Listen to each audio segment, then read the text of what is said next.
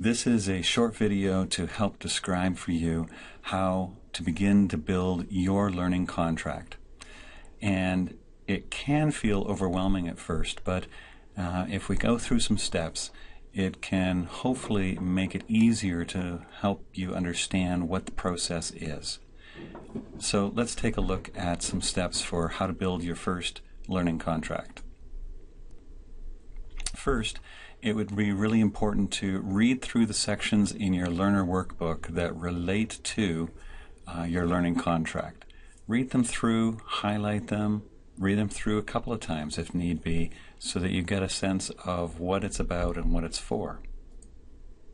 Secondly, look at the sample learning contracts. It's actually more like sample portions. They're not full learning contracts that are there, but sample portions of learning contracts that are provided. They give you a flavor for what your document is going to look like by the end. Third, look at the key competencies document. And there are, lots and lots of different key competencies that you could put into your specific learning contract. And we'll take a look at that in a moment. After looking at the key competencies, make sure you open the learning contract template itself and see how it is already built for you. At least the basic skeleton is there, and you need to simply fill in what is needed in terms of building your own learning contract. Where you start actually thinking about this is considering which specific key competencies you feel you would like to write goals under. So going back to the key competencies and saying, okay, this is one that fits for my particular practicum site that I could do here, here, or there. I want to write some goals which relate to this specific key competency. Place those competencies in a learning contract underneath that first column on the far left, and then write some SMART goals or a SMART goal associated with that specific competency. The step-by-step kind of goals in terms of how are you going to show that kind of competency within your practicum experience. And it's always helpful to start with I will statements, making sure all of your goals start with I will, I will, I will. And the reason for that is they are more action-oriented, it gives structure, and it gives intent. And 8, write your own personal goal. And the personal goal is the third column over. The personal goal is associated with, if I were to complete this goal, how would it look in the end? How would I look in terms of this specific area of competency? And then number 9 is to project a date for when you think you might be able to accomplish this goal. This is not an exact science. It is simply realizing that some goals are going to be easier and could be attainable much earlier on in your practicum. Some might be midterm through your practicum, and other ones are going to be in the final month of your practicum. So kind of stretch out your goals, but give them actual dates. It isn't paramount that you actually meet it by that particular date, but it gives you a sense of when are you going to work on what particular goals. So that's it. And now when we take a look at HLS 350 in the Blackboard, along the top here there's course documents, and if you click on course documents and we zoom down here a little bit, you will find the template for learning contract, and here's the actual learning contract template. Here are the samples, and here are the key competencies. And what I want to show you here is we're going to open up the key competencies. There we go. And zoom in a bit.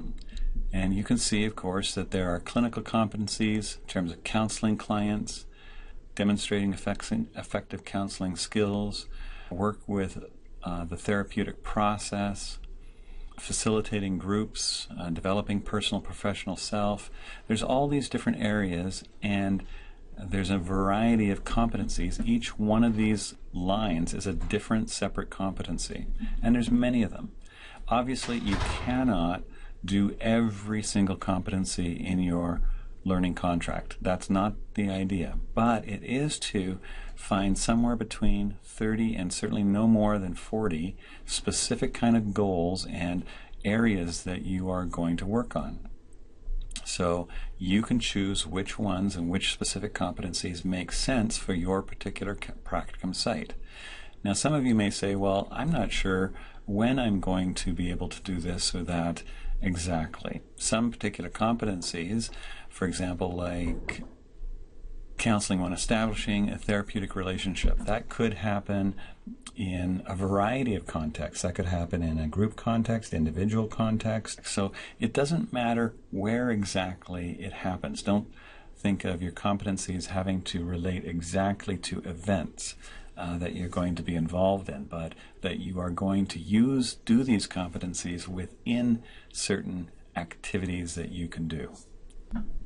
So those are the competencies, and then here is your actual learning contract, and that's the first page where you simply fill in some basic information. But this is really where your learning contract starts, and you'll see along the left-hand side here, it's exactly the same competencies that were in your key competencies document. And there's the same areas, and you'll notice that there's bullets, and this is where you would put in your specific key competency that you want to work on. The second column here is where you would place in your specific I will statements. And there can be, with one particular competency, you can have 3, 4, or 5 I will statements that specifically relate to addressing that specific key competency. Making sure that this particular area and this particular area are written in SMART goal language. So making sure that you're writing in a measurable kind of way, measurable kind of goals, that they can actually be seen and understood by your practicum supervisor. And projected completion date here is that last column. This might be a particular date or a particular time frame that you could go over with your supervisor. There's all these different areas. Now, some of you may or may not be involved in all areas of your particular learning contract.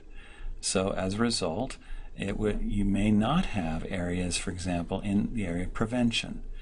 And if you don't have anything that you're going to be doing in your practicum experience in prevention, then drop it out and simply put in more goals in other areas. Focus on other key competency areas. So now let's take a look at what a sample or partial learning contract is. This is just one sample, and here we go. Actually, at the top here you should have your name and date and the site name and faculty liaison name as well. But you can see that this is written I will, I will, I will in terms of your objectives. And here are the competencies, and these competencies are simply copied. This part here comes straight out of the key competencies document, as well as this, as well as each one of them. So you pick the specific competencies you want to work on, and then put objectives together, which are sort of like goals, and put them into a measurable kind of way. Even the personal goals can be I will. And here we have the projected completion dates. And so once you have a lot of your key competencies in and some of your objectives in, obviously you need to talk through this document with your clinical supervisor, making sure, does this make sense in terms that I can do these specific things within the time frame of this particular practicum.